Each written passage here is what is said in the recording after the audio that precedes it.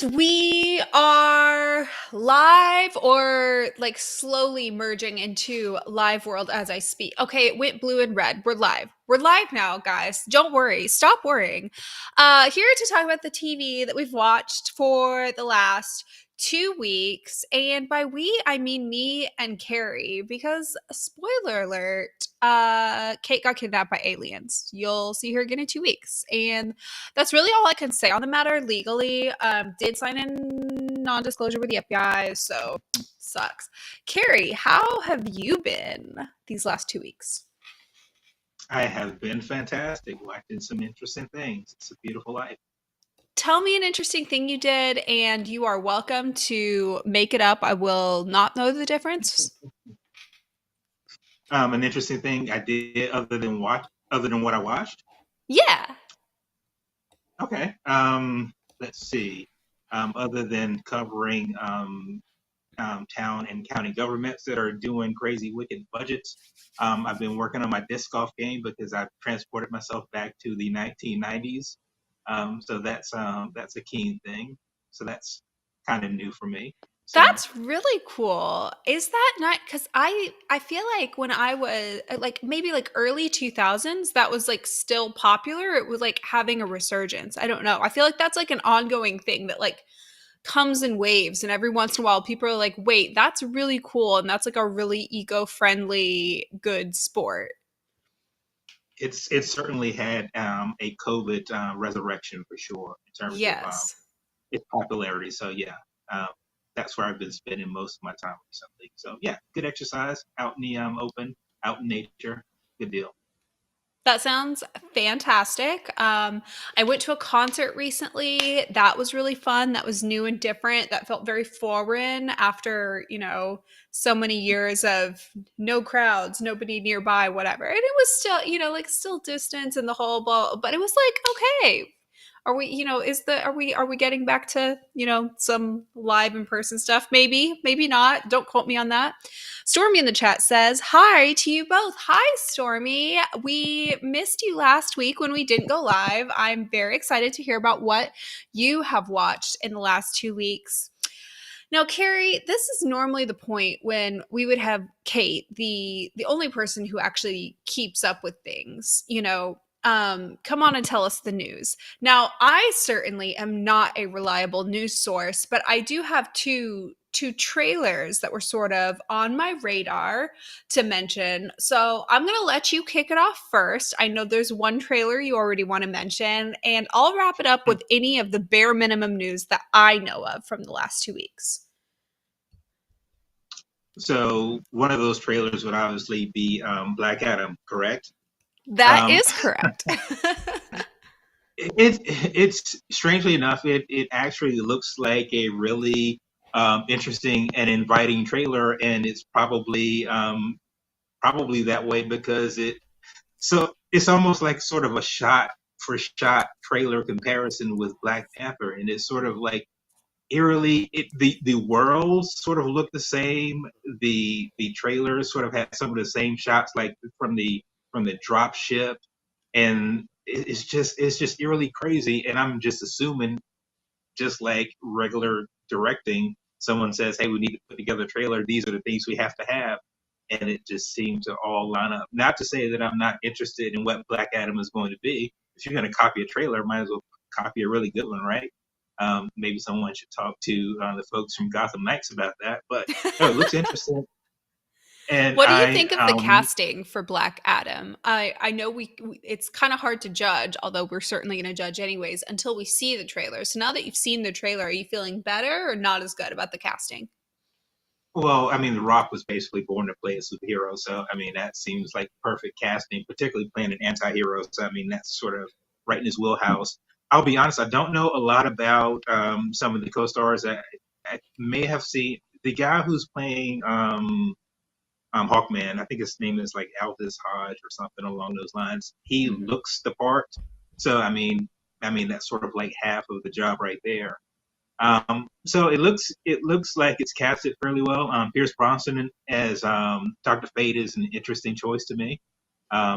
So I'll be interested to see what he can bring to that character. So it looks like it's going to be interesting, and DC needs some interesting, not the bizarre that we've gotten from other pockets of its universe. I'm looking at you, Right. Flash. Yeah, Yes. We've yeah. had, every time I've spoken about what's going on with the cinematic universe, Flash and Ezra Miller, anything like that, I've always felt like, okay, the craziest stuff has happened. So now we're going to, talk about it. Like, oh, he got arrested. This happened to them. This happened, whatever. And at every turn, I'm like, here's how they can come back from it. Here's how like every constantly, I'm thinking in terms of like, here's our PR strategy back to releasing the movie.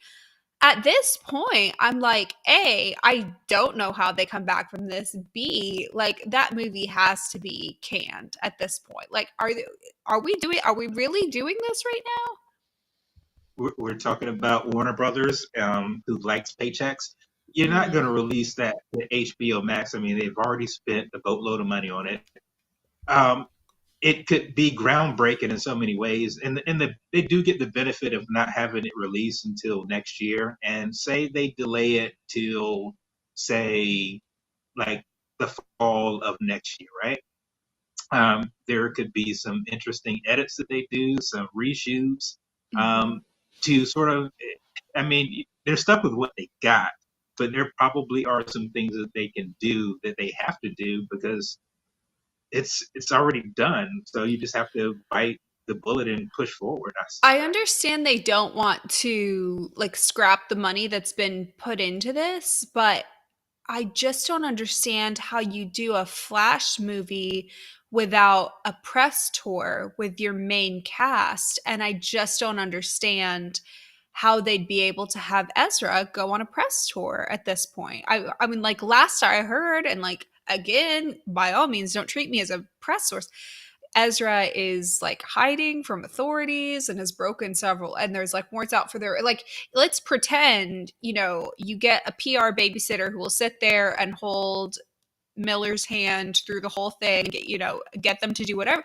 Like, I think they may not be released for public appearance. Anyways, who am I to know? Who am I to know? Stormy in the chat says she will personally never watch Ezra Miller. Their conduct is incredibly. Yeah, it's very odd. I don't know. Maybe there's a way where they capitalize it, where they get the side characters to do like a good dramatic press tour. They edit as much Ezra out of the movie as they can and hope that the controversy brings people to the theater. Right. I mean, That's our that's they've our got path Michael forward. Keaton. Yeah, they've got Michael Keaton, who they can run out in front of this thing.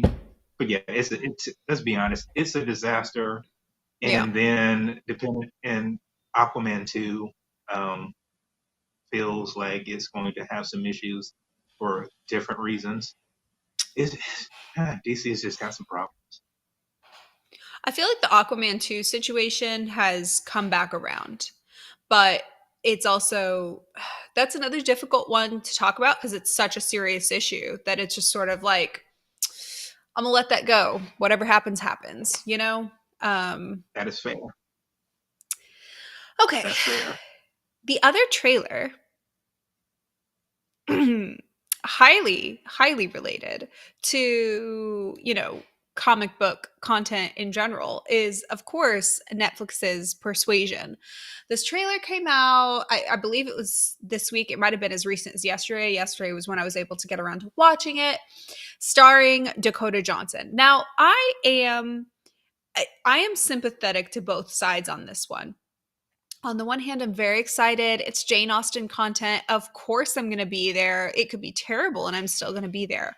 On the other hand, I do sympathize with the critics who point out correctly that Dakota Johnson has the face of somebody who has seen an iPhone. She just isn't what I picture when I think of like a period actor. She looks extremely modern to me. But I'm so open to changing my mind. That really wasn't what was like causing me to pick apart the trailer.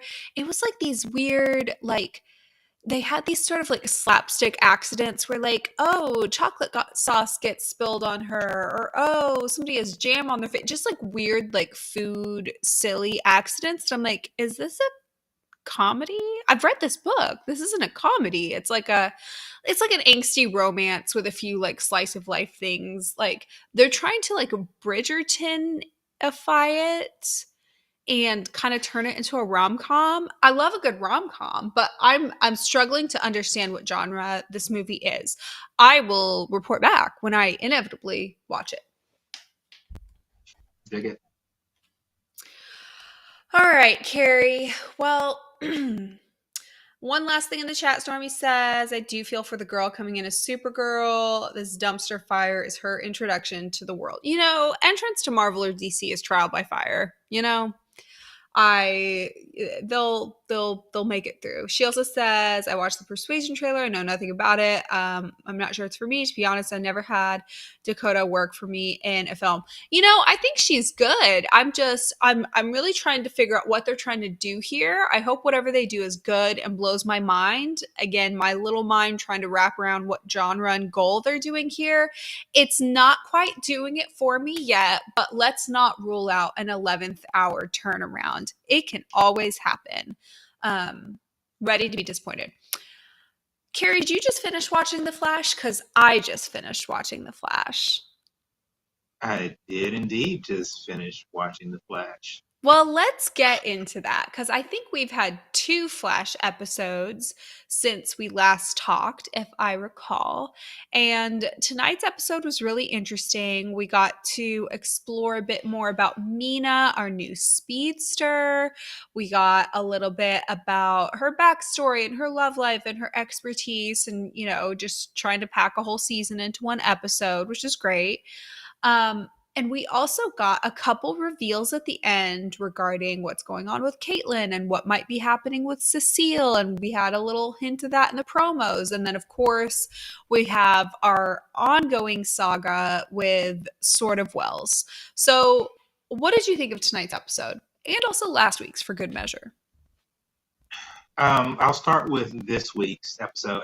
I liked it because actually I've liked both episodes, and I think this has been actually a really good season of Flash. They've gotten back to some of the things that they do well in a way, and obviously having Kavanaugh and Lesher there as 2 Eobard is fantastic. Having Diggle on there is fantastic. Having Ray make an appearance is fantastic, and having Sarah make an appearance in a flashback scene, well, not necessarily a flashback scene, but essentially a legend scene. Mm-hmm. So all those things were great. Well, did the content that they show from Legends, did that air on Legends? Yes, it did. Yes. Okay. Yes. And so when I said flashback, that wasn't necessarily the right thing, but it was an aired scene and it fit into this particularly well. Yeah. But one of the things that I really like about what the Flash has done, they've added a sense of momentum to the show, a sense of energy that sort of it didn't have for a while. And the time sickness sort of storyline was what was dragging it down so much. It was like, okay, let's do something exciting. And then all of a sudden we're like, oh no, here comes the time sickness storyline. So for the last 2 or 3 episodes, we have not had that. And shocker, they've been really good episodes. And so, it was nice to see them pull on the Arrowverse to bring in characters who helped add to the story. I'm always interested when a character has a certain set of powers and all of a sudden they decide to level them up in Flash parlance. So even I'm interested to see where this storyline with Cecile goes because there was some shadowy character in the background. It's like, where is this going to go? What is this all about? So interesting things. I'm excited to see it.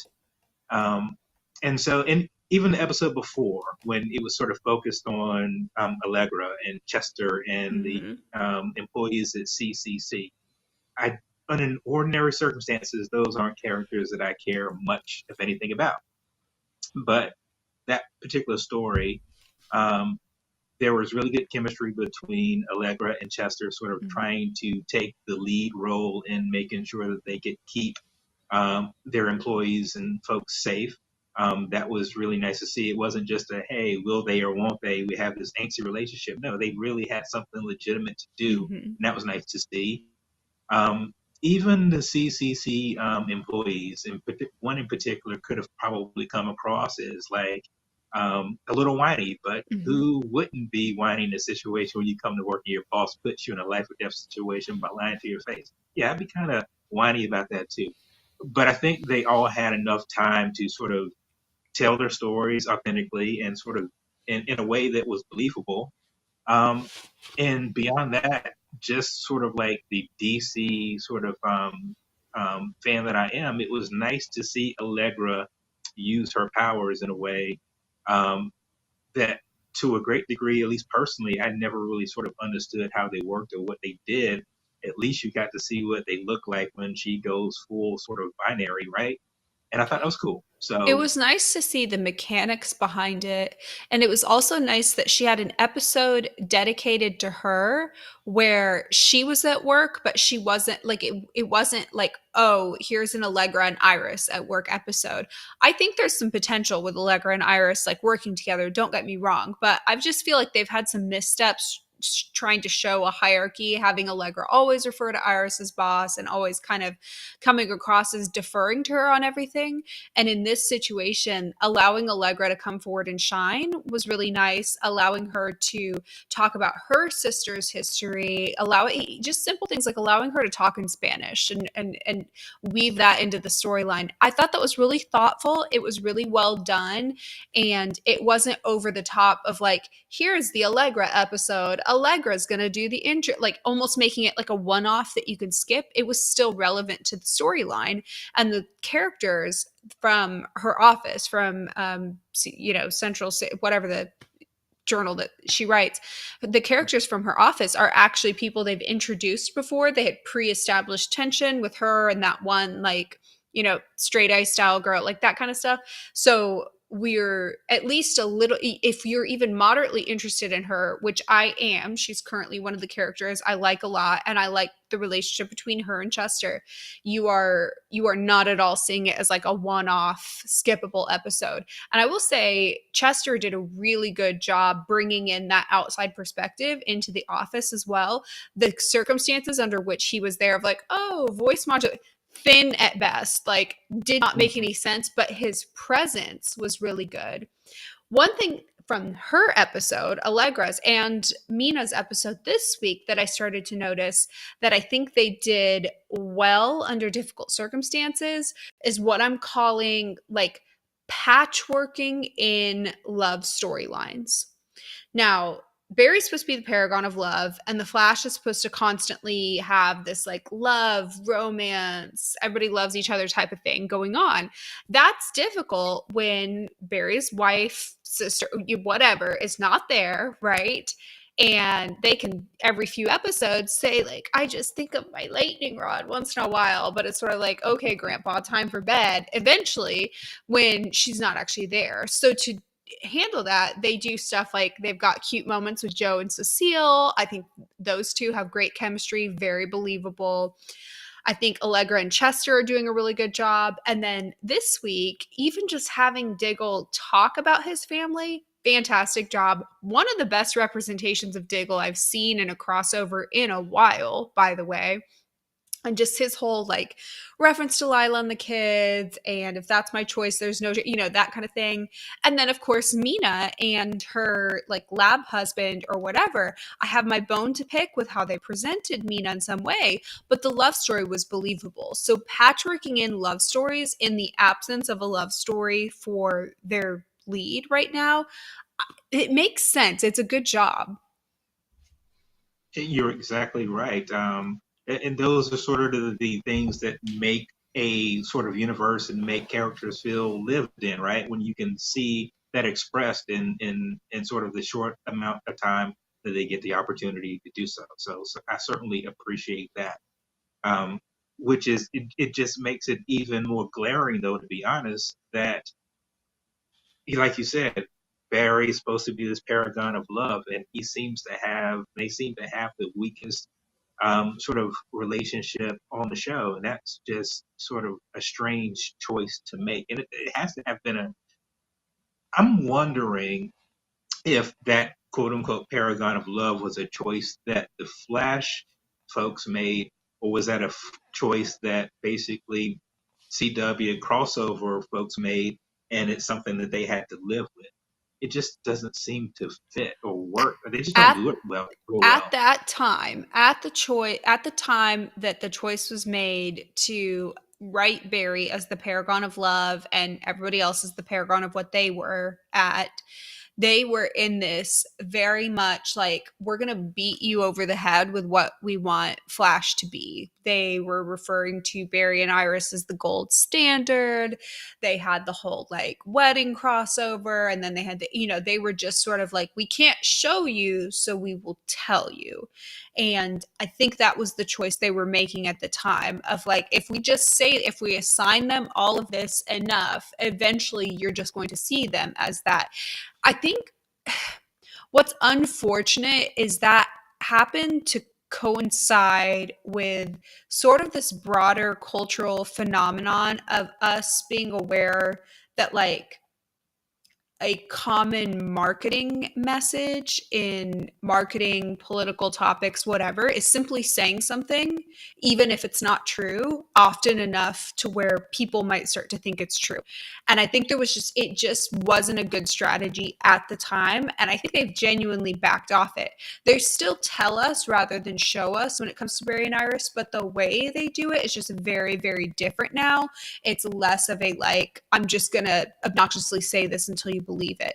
I think they would make a different choice if they were doing that same sort of crossover today as to what they'd probably give him the same thing they gave Supergirl, which I think was like hope or something like that. But like at that time, it fit what they were saying about him and doing. It just made me think it would have probably been more interesting and probably more fitting if they made Barry sort of like the paragon of hope. Mm-hmm. And if they had made Supergirl like the paragon of love, and once she accepted that mantle, she professed her love to Lena, that would have been fantastic, right? But that wasn't Listen, going to from happen. your lips to God's ears. Wouldn't that have been great? Stormy Yeah, the but chat says Flash is all show, no tell. And she also pointed out that I mentioned on Twitter that they had a woman downplayed for a man. First of all, we start off this episode with Mina being trained by Barry because Mina can't control her powers, but Barry can teach her how to control her powers. And then they had a man in the flashback come in and solve the equation instantly that she's been working on for months. And that's how she was able to get her powers. So instantly undercuts her throughout the beginning of this episode, where her powers were not something she concocted, but a man concocted for her, and her powers are not something she can control, but a man can help her control. That's my big cliche feminist bone to pick with this. Y'all knew that's what I would say, but that's what I'm saying. that is indeed fair. My only pushback would be, and it's not like he could have done it like with another face, but I mean, it's not like Eobard came in as like typical like science man. He's from like the future, right? So okay, that makes sense that he would have figured that out since he's so intimately familiar. But you're right. It's sort of it was like, hey, Barry, let me come help you with this, and so yeah, I mean, it was a bit problematic. I don't know how far I would go down saying it was terrible, but yeah, it was. Let me I ask you don't think this it was question: What terrible would because you? I still do like Mina and I liked the love story that they gave her. And I'm not going to like nitpick that Barry should not have helped her and blah, blah, blah. Like, yes, he's had powers longer. I totally get it. It's just kind of the optics of it. I would have liked, for example, if Barry was the one helping her, I would have liked him to have a team member there. If Cecile had perhaps been there helping her control her emotions at the time, or if Allegra had been there as sort of like a nerdy fangirling over her science type of thing. I know we see a bit of Chester fanboying over the lab, whatever, but if it had just not been Barry by himself, I think for her being presented to us as like a seasoned woman in STEM, like she is supposed, I don't know exactly the age she's supposed to be, but she is supposed to be markedly and noticeably older than Barry. So she's like a seasoned, lab owner, blah, blah, blah, whatever she's doing. Having like some young white science guy come in and explain and train her is just maybe a little uncomfortable to see, but very realistic. I'll give them points for realism.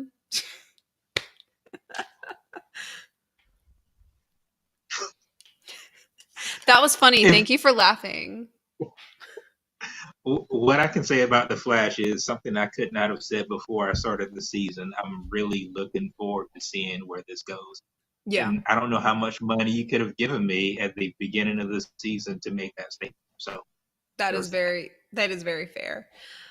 Stormy says Oliver being Paragon of Love would make sense. I think it would be good because that would have been such a good contrast. He's supposed to be like the dark, burly, whatever. And then like he's the Paragon of Love. She also points out having a woman downplayed for a man is a pattern for the Flash. That's true. They've been doing that to Iris this entire time. Okay, let's jump over to Superman and Lois real quick before we get into what else we watched this week. Superman and Lois, we did not have a new episode this week, but we did have one last week that we haven't talked about. What do you think about the aftermath of Lana finding out who Clark is and her choices for her family and all of that? Oh man, boy, she sent me on a roller coaster. And so I was, and so just I'm not confusing myself because it's like I've been watching new things and then old things. We are talking about the All Is Lost episode, right? Or Uh, yes. I think that was the title of the latest Flash episode, but in the latest Superman and Lois episode, it's the one where Jonathan goes to talk to Lana and convince her to let him tell Sarah, and she says no.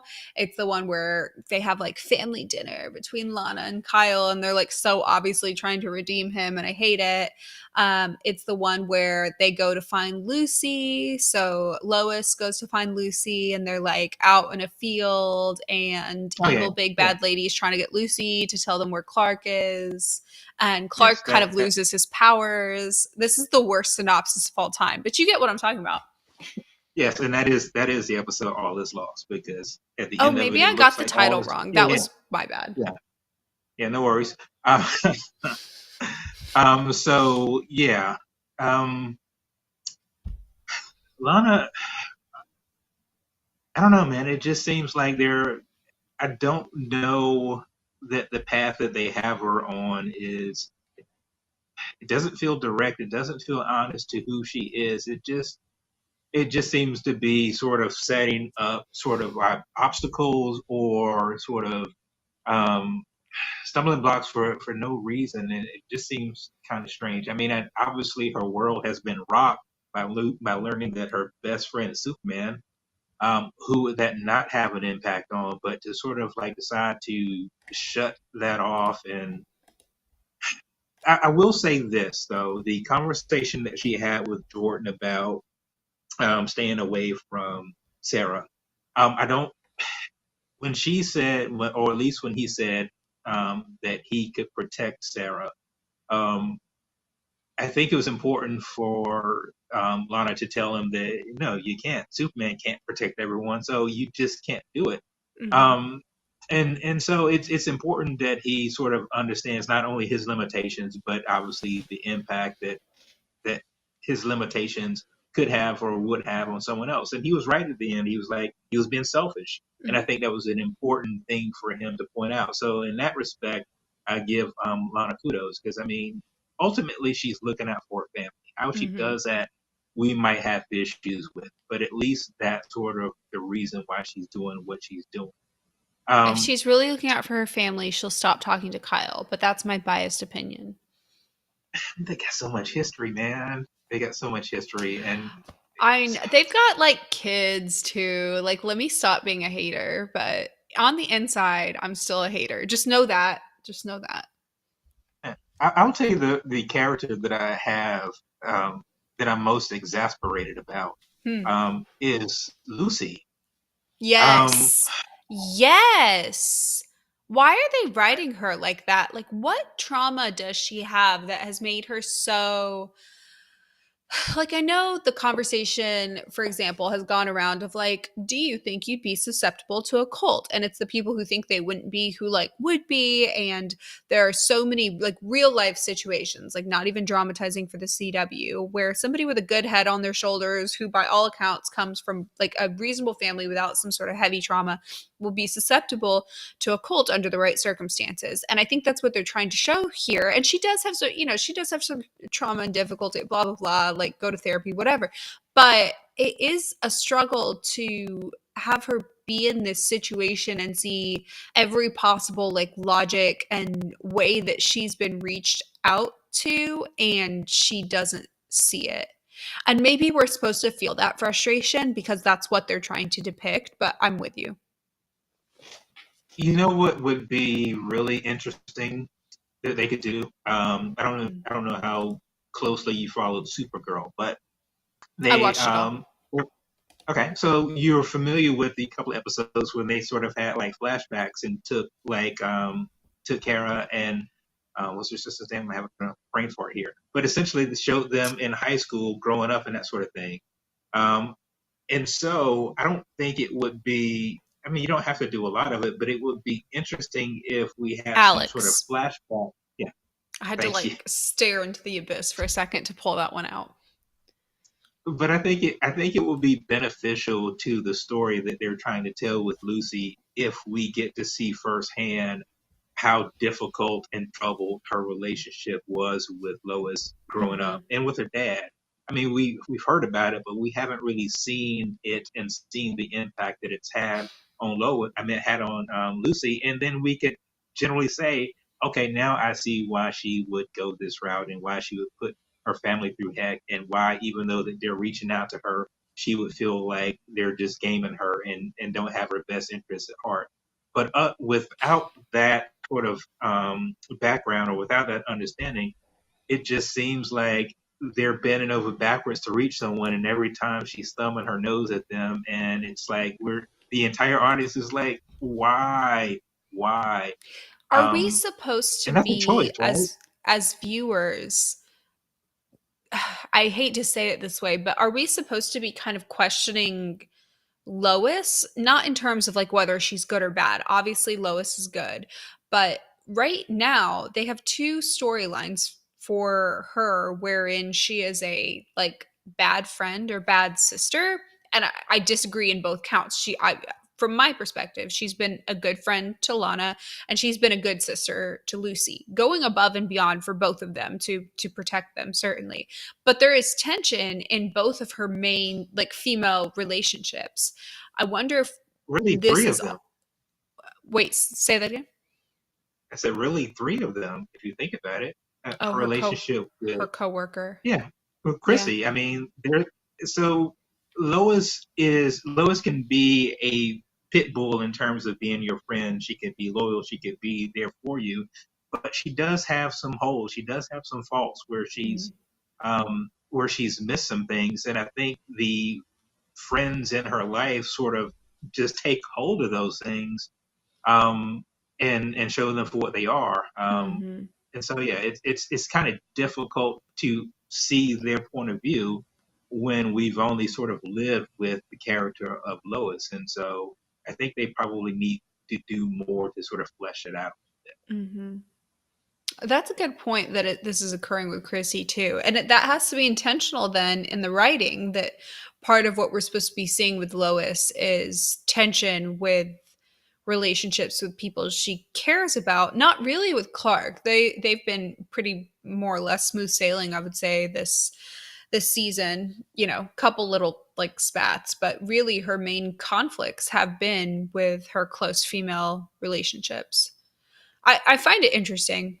I agree with you that I'd like to see their other perspectives, but I wouldn't want to like lose Lois's perspective throughout that.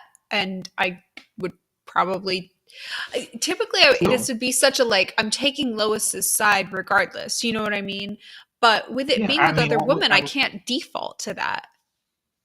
yeah, I mean, I would probably still side with Lois as well, but I think the balance is probably 80-20 when it needs to be closer to say like 60-40. Yeah. I don't know. You Yeah. know what's interesting about Superman? Hmm. His whole thing about truth, justice, and all that good stuff. First one is truth, and basically he and Lois spend their entire lives lying to everyone. Oh yeah. Kind of strange. Yeah, Yeah. And he strange. doesn't always serve like community voted justice, for lack of a better way to put that.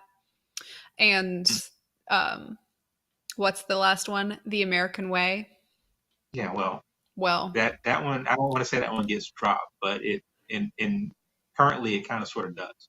yeah. I did have another question for you because I didn't talk about it. But what did you think of them finding a way to bring John Henry and Natalie back to having legitimate things to do in the show? Love, and I very specifically love the scene where he comes back in having been unable to destroy her kill suit, and they have to have this sort of like, let's find this compromise. And I'll tell you what I loved about it. One, I love that I got my way. I didn't want the suit disbanded either. Like, I'm gonna take Natalie's set, whatever.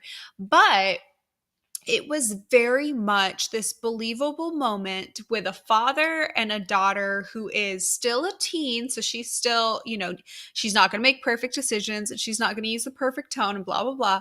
But having to make that compromise where it's like, okay, yes, I'm the parent, but also I see that you have a point there. I see that you've got skills there.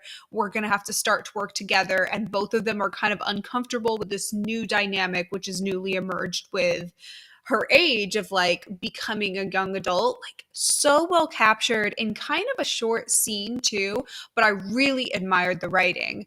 I would say that the writing, well, it helps that both of the actors, I forget who plays Natalie, but both the actors for John Henry Taylor and Buck, I Natalie, believe. I'm sorry, what was that? Taylor Buck, I think. Is her name. Yes. Um, both of the actors do a really, really good job with them. They are much better than what a lot of like B storyline actors that you get on the CW. They're up there with the best of the A line storyline actors, right? It helps that they deliver it well, but the writing for them has been really good. Better than the writing for Clark and Lois with their kids this season. Season one, we had good parent teen writing for Clark, Lois, and the kids. Season two, it's been kind of hit or miss. This latest episode, when they were supposed to be doing like Clark's doing chore days with the boys and he takes one of them off flying, the other's whatever. That, if you contrast the quality of that with the quality of the fight and resolution ish that's gone on with John and Natalie in the kill suit, much better for John and Natalie. It still burns me up. I mean, obviously, if you're if you're Jonathan, it's like, hey, we're going to be doing chores today, and you've been stuck at the barn doing chores all day, and these goofballs have been around flying. I mean, And they that's know how he feels too. they know he's spiraling, and they left him home. That was a terrible, terrible decision by Clark, Yep. and someone needs to call him out for it. Because again, we know that Jonathan does not have powers, but that does not mean he does not need to be part of his Kryptonian heritage.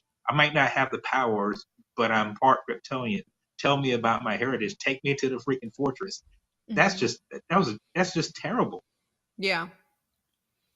It's, I'm not saying that Clark and Lois have like a favorite kid or anything, but from time to time, I'm not a parent, but from time to time, I assume as a parent, even the best parent possible is going to give one kid more attention than the other. It just seemed like an obvious situation to not do that. If you're already setting it up for like family chore day, it seems like you would do the extra couple calculation steps to, kind of figure out, okay, we get some alone time with this kid and some alone time with the other kid, even as like anyways, let me not, what do I know, I'm not a parent. I want to have time to talk about what else we watched this week, and more specifically I want to have time to talk about what else you watched this week, because I know you have had a chance to start Miss Marvel and Kenobi. I want to hear about Miss Marvel and also Kenobi, but I'm very excited to hear your thoughts on Miss Marvel. Miss Marvel, I will be starting it as soon as possible. Every single time my Google Chromecast comes on and she flashes across my screen, I'm wanting to watch it. Can you rate it so far, like on a scale from 1 to 5? I've only seen the first episode. I'll be watching the second episode probably at my lunch break tomorrow. Okay. Um, First episode, utterly fantastic.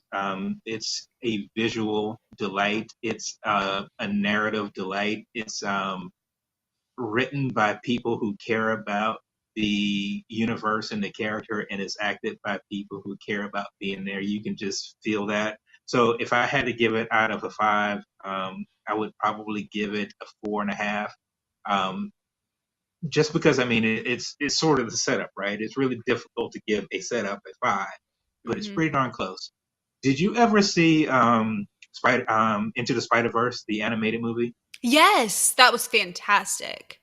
Right. And so the reason I bring that up is because of how sort of meta is not the right word, but how what a visual treat it was. I mean, how I guess what I'm trying to say is Miss Marvel feels like it feels like a cartoon or a comic book come to life on the page. It's like they had this book and they threw it against the screen and said animated, and it's people, and so it's just it's so good, man. Um, the lead actress, I mean, she absolutely lived. I mean, basically, she's playing herself. And usually, if you say something like that, you would think, oh well, what kind of actor is that really? But I mean, the things that make Kamala Khan, the things that make that character tick, the things that you would sort of be interested in her about, is what the actor brings to it. Um, and so, yeah, it's just, and I'm probably not doing it as much justice as I need to, but watch it, watch it, watch it. Um, it's written in such a way that I mean, she obviously is a teenager, but her parents are written in sort of a full way. The universe that she inhabits, the place where she lives, it's so alive, and so it just comes to life. It's so colorful, man. It's just like Marvel grabbed this show and said, "Let's have some fun here," and you can just feel it. When people are having fun doing something and they're caring about doing it, you can just feel it. I'm so excited. Everything I've seen with like the promotional materials, and I've seen little snippets of her like doing interviews or what, like it looks so good. I'm very excited. It's released like one episode a week, is that right? Yes, on Wednesdays, and the second one was released today. Okay. But I have not watched it yet. I can't imagine being let down by it. Do we know how many episodes there's going to be? That's a good question. My default answer would be about 6 or 7 because that feels like their sweet spot. But I have not Googled it to find out, and I don't even know if they like let us know anymore how many episodes there are going to be. But my guess would be about 6 or 7. That feels about right. Nice. Yeah. Okay. So Kenobi, on the other hand, also being released an episode a week at a time, and we talk. That is correct, right? Yes. No. Yes. Yes. Okay. They dropped the first two the first week, and then they dropped one since. So yes. Okay, perfect.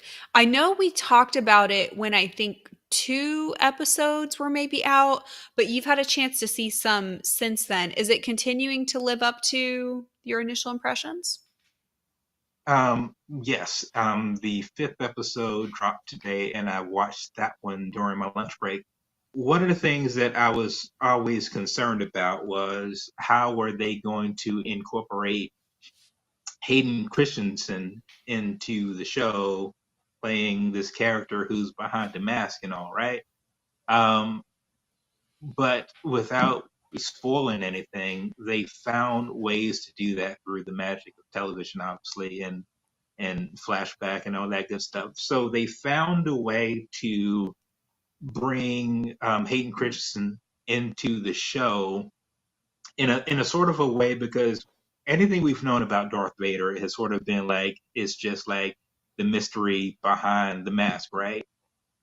But knowing what Anakin Skywalker has been through and sort of and strangely to a degree what Hayden Christensen has been through sort of and how he was received when he first played the character, which was not in a great way.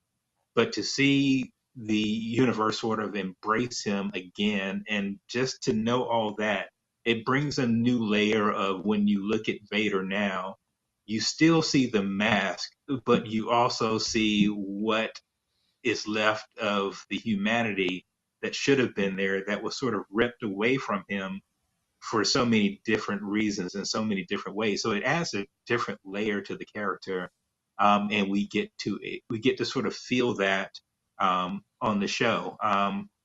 And strangely enough, I mean, the premise of the show was obviously what Obi-Wan Kenobi's got to look after these two kids, and it's like we just figured it would be like him spending a bunch of time out in the desert, like waiting for like sand people to show up and stay away and all this good stuff. But they figured out a way to sort of build upon this world and build upon the story by having them able to do things and be places and um, sort of world build in this little time period that we hadn't really thought much about. And of course, it's absolutely aided by having little Leia on the Yes. show. Oh, she's oh man, yeah.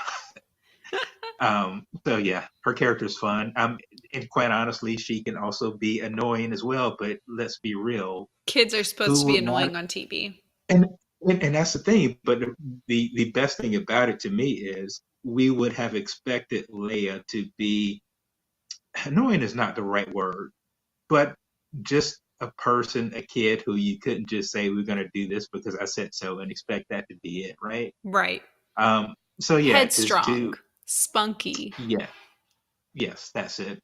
And she's sort of been a character we haven't really had a chance to tell her story in terms of how she got to be where she is. So having this opportunity to sort of flesh that out has been pretty darn good. So it's been a really good series. There have been a couple of things that haven't been like incredibly enamored with, but I mean that's almost any show, right? Right. But I think they're doing good things. They're doing really good things with the show. Well, that's awesome. Yeah.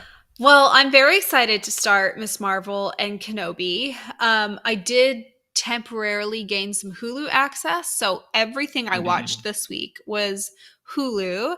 I watched Cruel Summer, Candy, and The Hating Game. The Hating Game is just a movie. It's like a silly rom com based off a silly rom com book. I happen to think that's the best genre. All I'm going to say is I feel like you have to be young to enjoy this movie. Not because of the characters or anything like that. The characters are all like young, professional, blah, blah, blah. Like, I think they're supposed to be like mid 30s or something like that. It's not because of that. It's because this whole thing revolves around this like contentious workplace romance. And Carey, I must be so old. The entire time I'm watching this movie, I'm like, are they not going to contact HR? This is so inappropriate. Like, I couldn't like get into the movie and be like, oh, it's so cute. And they're forced to like go on this trip, blah, blah, blah, and like enjoy all the tropes because I'm like, this is appalling. Coworkers having to see this is so inappropriate. You can't do it. And not like in a quarter, not in like a cute, like sexy inappropriate. It's like, this is no, I would hate to experience this in the workplace. Anyways, so that's how I learned I'm old this week. But the two other shows that I watched, Cruel Summer has to do with this. It's very like psychological, like this girl gets like kidnapped, this other girl is immediately accused of like not kidnapping her but like knowing where she was being held and not revealing it, and this whole time you're watching this mystery, you're trying to figure out like which one of them is telling the truth and which one of them's lying. It's fantastic. I loved it. When I tell you I marathoned this entire like all 10 episodes in the span of like 1 or 2 days, it's so good. It's fantastic. The cast is truly nothing really to speak. No offense to the cast. It's nothing really to speak of. They don't really have like super big names. It's kind of a hodgepodge. The story itself is just like very interesting and that perfect, like it's a mystery thinker but also mindless. 10 out of 10.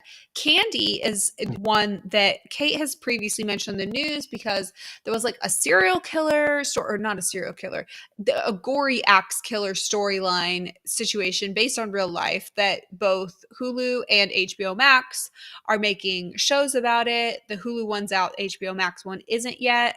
Elizabeth Olsen is going going to be playing the lead in the HBO Max one. Jessica Biel played the lead in the Hulu one. So I watched that, and it was just good. Like, it was not great. It was just good, but I'm very excited about the HBO Max one. I hope it's a little more like psychological thriller, because the Hulu one was very much like, let's just tell the story and like ride on having really good like 80s set pieces. That's all. Any final thoughts? So, well, the question it's interesting, I guess, that like two different studios, two different places would have, I'm assuming, the rights to tell this story, which seems At the strange. same time. Yep. So I have to assume that this particular character is a little bit unhinged. Yeah, So she stabs some, like the story it's based off of, she kills her neighbor with an axe by stabbing them like 42 times with an axe. yeah, that's terrible. So are we concerned that Elizabeth Olsen might be getting typecast as the crazy unhinged person? I mean, what an honor though. Like, would you want to be typecast as anything other than crazy and unhinged? I mean, that's sort of like, I mean, it's better to go that route than sort of the best friend of the main character route. So yeah, there's a benefit in that. I Oh, think what's interesting about this story, which is probably why they're making a movie out of is it is very dramatic, even aside from the killing. There's like affairs and lying and who, like that kind of stuff leading up to the actual killing. And I think that gives her a bit of range to play with the story. They may also like, they can make it loosely based off of it and add and change whatever they want, but the setting and all of that gives her something to play off of besides just like stabby, murderous, whatever. You know what I mean? There's also a lot of like speculation and theories. Like, some people think like she did do it or she didn't do it. She was in her right mind. She was not in her right. You know what I mean? Like, so they could take a whole different approach. If they want to tell the story a certain way, they could tell it where she didn't actually do it and got falsely accused and it was actually the husband, which is what one of the theories people have is. see, that would be interesting if they sort of did these obviously without knowing what each other's going to do. But yeah, that makes a lot of sense. Yeah. Mm. The Hulu one took like a pretty straightforward approach. Like, they just told what happened and then they like basically explained what the killer said happened and sort of showed that, but then also showed that there might be a different perspective from the villain, but they didn't like go out of their way to tell a different story, if that makes sense. It's good. Like, I recommend it. I just recommend Cruel Summer so much more, just like for like pure entertainment value alone. It's just like, it's like snorting a line of cheap drugs. I don't know. Anyways, it is 10 p.m. Thank you for chatting with me about what you watched this week. I will see you again in 2 weeks on 629, where we will have the first two episodes of season 2 of Only Murders in the Building to chat about, plus like a bunch of other things. Like, half of what you just listed we'll have like the finales of by that time. Yeah, exactly. And hopefully Kate will have returned the aliens and have come back to her home planet by then. Talk to you then.